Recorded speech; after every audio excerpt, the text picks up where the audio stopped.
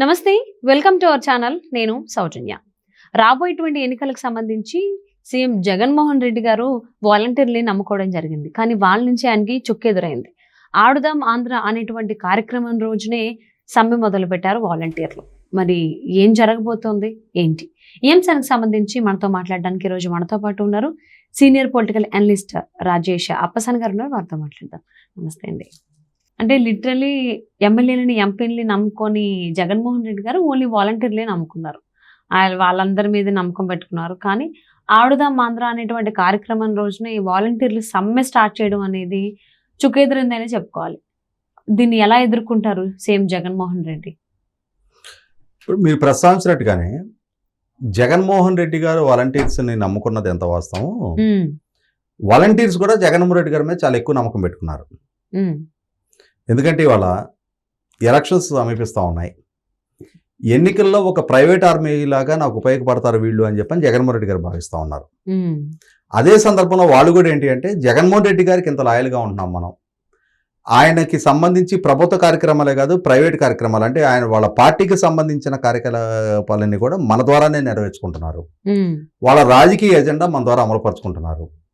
ఇటువంటి నేపథ్యంలో ఇప్పుడు గనక మనం కొంచెం గట్టిగా ప్రెషర్ పెడితే మనకి ఇప్పుడు ఇస్తున్న 5,000 స్థానే ఇంకొంచెం అదనంగా గౌరవ వేతనం ఇవ్వడానికి ఆస్కారం ఉంటుందని చెప్పని వాళ్ళు కూడా జగన్మోహన్ రెడ్డి గారిని కీలించి వాత పెట్టినట్టుగా సమయం చూసి సందర్భం చూసి వాళ్ళు కూడా ఇప్పుడు డిమాండ్ ముందుకు తీసుకురావడం జరిగింది. ఈరోజు సహజంగానే మనకి ఎన్నికలు సమీపిస్తూ ఉన్న నేపథ్యంలో ప్రభుత్వం 100% ప్రెషర్లో ఉంటుంది. అంటే ఆ ప్రెషర్ టాక్టిక్స్ వివిధ వర్గాలు ప్రభుత్వం మీద ప్రయోగించే ఒక గోల్డెన్ పీరియడ్ అనమాట ఇది. ఇప్పుడు గనక ప్రభుత్వం వీళ్ళ అంశాలు పరిశీలించకపోతే పాజిటివ్గా రెస్పాండ్ అవ్వకపోతే వీళ్ళు ఎక్కడ ఎన్నికల్లో మనకు వ్యతిరేకంగా వ్యవహరిస్తారో, ఎందుకు వీళ్ళని దూరం చేసుకోవడం అని చెప్పని ఆ నిరసన కాలం తెలియజేసిన ప్రతి ఒక్కరిని సర్దుబాటు చేయడానికి ప్రభుత్వం ప్రయత్నం చేస్తుంది. ప్రభుత్వ ఉద్యోగులు కానీ లేదు ప్రభుత్వం నుంచి ఏదైనా డిమాండ్ సాధించాలనుకునే ప్రతి ఒక్కళ్ళు కూడా ఈ ఎన్నికల సమయాన్ని వాళ్ళు స్ట్రాటజికల్గా ఒక వ్యూహంగా ఎంచుకొని వాళ్ళు అమలుపరుస్తారు. వాలంటీర్లు కూడా ఇవాళ ఇక్కడ గమనించుకుంటే ఏంటంటే అసలు ఈ వాలంటీర్ వ్యవస్థ జగన్మోహన్ రెడ్డి గారు ఇంప్లిమెంట్ చేశారు. ఈ ఇంప్లిమెంట్ చేసిన వాలంటీర్ వ్యవస్థ ఇప్పటికే ప్రజాస్వామ్యంలో ఒక 6,000 లాగా ఉంది. నేను ఎందుకు అంత బలంగా చెప్తున్నాను అని అంటే 6,000 వల్ల శరీరానికి ఉపయోగం సంగతి ఏమో పక్కకు పెట్టేస్తే దాని మూలాన వచ్చే నష్టం లేదు. కానీ వాళ్ళ వాలంటీర్ వ్యవస్థ మూలాన వాళ్ళ ప్రభుత్వానికి సంవత్సరానికి 1,600 కోట్ల రూపాయలు ఖర్చు అవుతుంది. దాదాపుగా వెరసి 1,700 కోట్ల దాకా ఖర్చు అవుతుంది. ఎట్లా 2,60,000 మంది వాలంటీర్లు ఉన్నారు. ఒక్కొక్కరికి నెలకు 5,000 రూపాయలు గౌరవ వేతనం అంటే 130 కోట్ల రూపాయలు సంవత్సరానికి, 130 కోట్లు ఒక నెలకి వాళ్ళకి జీతపత్యాల కింద ఇవ్వాలి. ఇది కాకుండా వాళ్ళకి నెలకి 200 రూపాయలు న్యూస్ పేపర్ కొనుక్కోవడానికి అడిషనల్ ఇన్సెంటివ్ ఇస్తున్నారు. అంటే 5,200 రూపాయలు అక్కడికి. ఈ 130 కాక ఈ 200 రూపాయల చొప్పున అది ఇంకో 5,20,00,000. అంటే అక్కడికి 135,20,00,000 రూపాయలు అక్కడ ఖర్చు అవుతుంది. ఇవి కాకుండా ఈ వాలంటీర్లను మానిటర్ చేయడం కోసం హైదరాబాద్లో ఒక ప్రైవేట్ కంపెనీకి బాధ్యత చెప్పారు, యూనికార్న్ కన్సల్టెన్సీ అని చెప్పని. ఆంధ్రప్రదేశ్ రాష్ట్ర ప్రభుత్వానికి గతంలో ఐటీ అడ్వైజర్గా పనిచేసిన కసిరెడ్డి రాజశేఖర రెడ్డి ఆయనకు సంబంధించిన కంపెనీకి వాళ్ళు అంటే వీళ్ళని మానిటరింగు ట్రైనింగు వీళ్ళకి సంబంధించిన రెస్పాన్సిబిలిటీ 68 కోట్ల రూపాయల సర్వీస్ ఛార్జ్ వాళ్ళకి పే చేస్తున్నారు. అంటే అక్కడికి ఎంత ఖర్చు వస్తుంది? దాదాపుగా ఈ 135 కోట్లు ఇంటూ 12 నెలలు 1,620 కోట్ల రూపాయల వరకు అది ఖర్చు వస్తుంది. ప్లస్ ఇది ఒకటి దాదాపు 1,700 కోట్ల రూపాయలు ఒక్కొక్క సంవత్సరానికి ఈ వాలంటీర్ల మీద ప్రభుత్వం ఖర్చు పెడుతుంది. వీళ్ళు ఎవరయ్యా అంటే విజయసాయిరెడ్డి గారు, మంత్రి దాడిశెట్టి రాజా గారు, అంబటి రాంబాబు గారు, వివిధ నియోజకవర్గాల ఎమ్మెల్యేలు వీళ్ళందరూ చెప్పిన ప్రకారం వీళ్ళు వైసీపీ పార్టీ కార్యకర్తలు.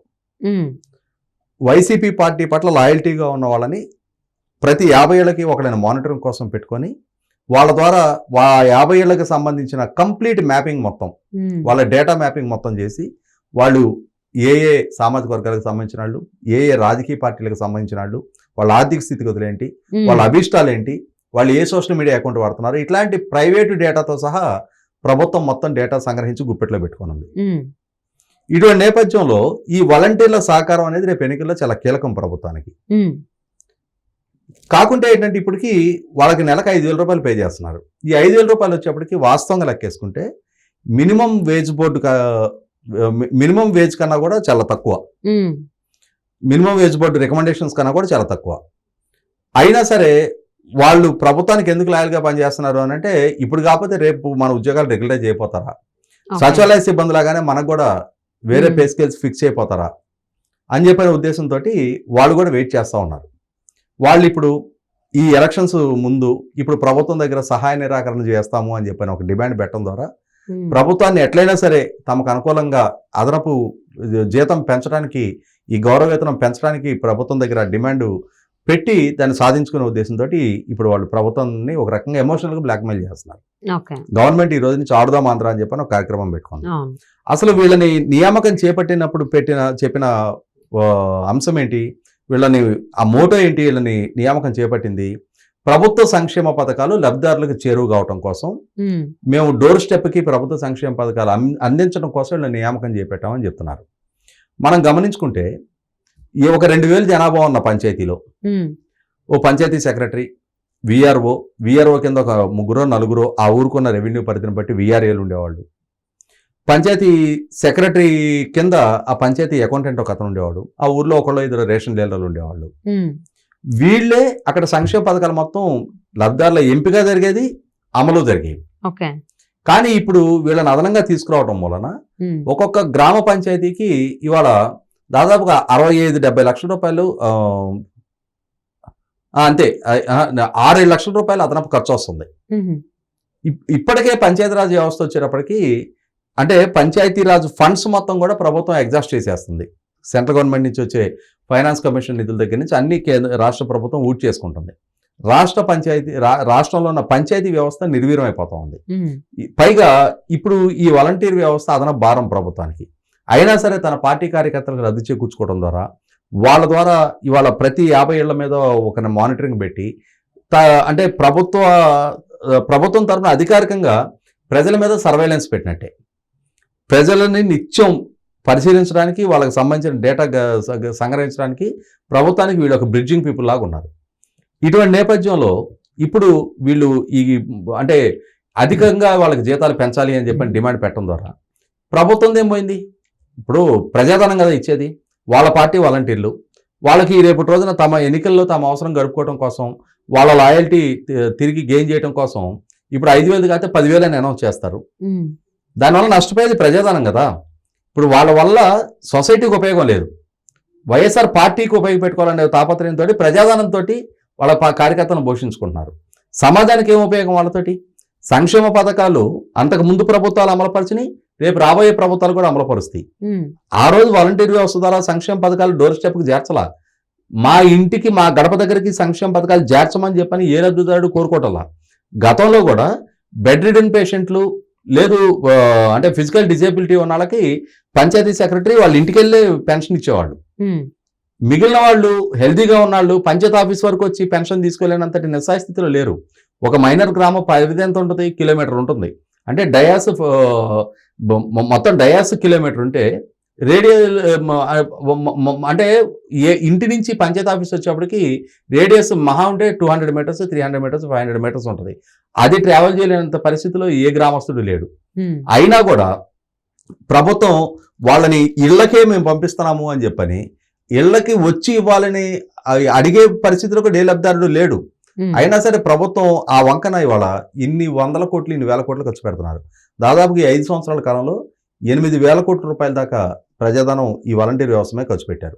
పైగా ఇప్పుడు వీళ్ళు ఎన్నికలు సమీపిస్తున్న నేపథ్యంలో ప్రభుత్వాన్ని అదనపు శాలరీ కోసం డిమాండ్ చేస్తా ఇప్పుడు సమ్మె నోటీస్ ఇస్తున్నారు. అంటే 18,000 per month శాలరీ కావాలని అడిగినట్టుగా, అలాగే సర్వీస్ క్రమబద్ధీకరణ చేయాలి అని చెప్పేసి మీరు కోరినట్టుగా తెలుస్తుంది. బట్ ప్రభుత్వం నుంచి కేవలం 750 రూపాయలు మాత్రమే పెంచడం వల్ల వాళ్ళకి ఇంకా కోపం ఎక్కువయ్యి వాళ్ళు ఇప్పుడు సమ్మెకు దిగారు అన్నట్టుగా తెలుస్తోంది. ఇప్పుడు వాళ్ళు సమ్మెకు దిగిన తర్వాత వాళ్ళనే నమ్ముకున్న జగన్మోహన్ రెడ్డి ఇప్పుడు వాళ్ళే ఎదురు తిరిగినప్పుడు ఇంకెవరైనా నమ్ముకుని రాబోయేటువంటి లోక్సభ ఎన్నికలకి ప్రిపేర్ అవుతారు? ఇక్కడ ఒకటి వాస్తవం ఏంటి అంటే, ఇందాక నేను చెప్పినట్టుగానే జగన్మోహన్ రెడ్డి గారు వీళ్ళని ఎన్నికల కోసం ఒక ప్రైవేట్ ఆర్మీ లాగా వాడుకోవాలని ప్రయత్నం చేస్తున్నారు.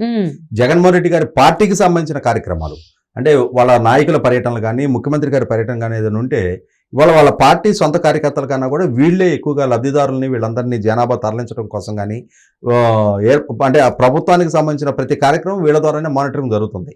ఇటువంటి నేపథ్యంలో వాళ్ళు 18,000 కాదు 28,000 అడుగుతారు, 48,000 అడుగుతారు. ప్రభుత్వం పక్కాళ్ళు రెగ్యులర్ ప్రభుత్వ ఉద్యోగులు కాదు, వాళ్ళు స్వచ్ఛంద సేవకులు, వాళ్ళకి గౌరవ వేతనం మాత్రం ఇస్తున్నామని చెప్తున్నారు. గౌరవ వేతనం ఇచ్చే స్వచ్ఛంద కార్యకర్తలని వాళ్ళని ఎట్లా రెగ్యులరైజ్ చేస్తారు? వాళ్ళని క్రమబద్ధీకరించమని చెప్పని వాళ్ళు డిమాండ్ పెట్టడానికి కూడా క్రమబద్ధీకరించడానికి సాధ్యం కాదు. సాంకేతికంగా అది దుస్సాధ్యమైన డిమాండ్, అది సాధ్యపడదు.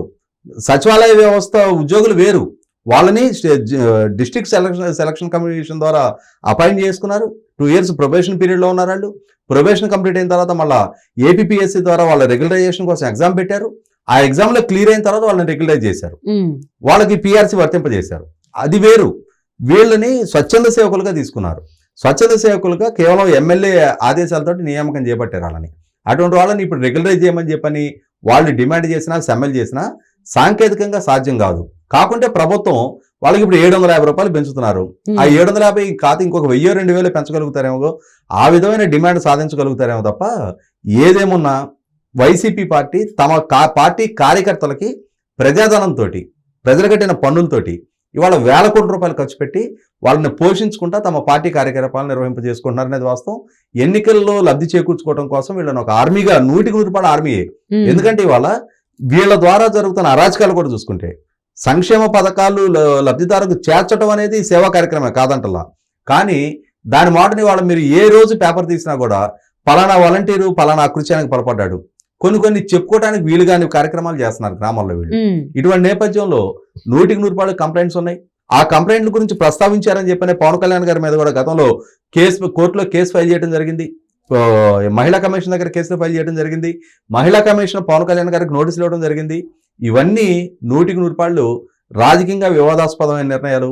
ఇప్పుడు వీళ్ళు సమ్మెకి నోటీసు ఇచ్చిన మాత్రాన ప్రభుత్వం దానికి లొంగిపోయి పరిగణలోకి తీసుకుని ఏదో 1000 రూపాయల జీతం వాళ్ళకి పెంచుద్దని చెప్పని నేను అనుకోవట్లా. ఇప్పటికి ఇస్తున్నదే అతను దండకుమారి ఖర్చు. ఇటువంటి నేపథ్యంలో ఆ వ్యవస్థ రేపటి రోజున ప్రభుత్వం మారితే కొనసాగుతుందో లేదో కూడా తెలియదు. ఇటువంటి నేపథ్యంలో ఇప్పుడు వాళ్ళని రెగ్యులరైజ్ చేయడానికి అధికారమే లేని ప్రభుత్వం రెగ్యులరైజ్ ఏ విధంగా చేస్తుంది? వాళ్ళ నియామక ప్రక్రియ ప్రకారం ప్రభుత్వ ఉద్యోగులుగా పరిగణించడానికి వీల్లేదు, రెగ్యులరైజ్ చేయడానికి వీల్లేదు. సాంకేతికంగా సాధ్యం కాని అంశం అది. అటువంటిప్పుడు వీళ్ళు ఇప్పుడు ఈ గొంతెమ్మ కోరికలు కోరి ప్రభుత్వాన్ని అనేది ఇబ్బంది పెట్టామని చెప్పని అంతిమంగా జరిగేది ఏంటంటే ప్రభుత్వం తమ పార్టీ కార్యకర్తలే కాబట్టి ఎంతో కొంత గౌరవ వేతనం అదనంగా ఫిక్స్ చేయడం అయితే ఖాయం. వాళ్ళని పిలిచే పిలుపులోనే ఉంది వాలంటీర్స్ అని. వాళ్ళు ఇలా సమ్మె చేయడం, అది కూడా ఆడదాం ఆంధ్ర అనేటువంటి కార్యక్రమం మొదటి రోజునే.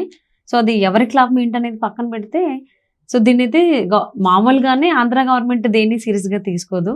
సో ఎవరు ఎన్ని సమ్మెలు చేసినా అందరూ పొలలు పడ్డానికి చూస్తుంది తప్ప ఆ సమస్యని అంటే ఒక కంక్లూషన్కి ఒక సొల్యూషన్ చూపించేలాగా ఎప్పుడూ లేదు. సో దీన్ని కూడా ఏం చేస్తుంది ఏంటనేది చూద్దామండి.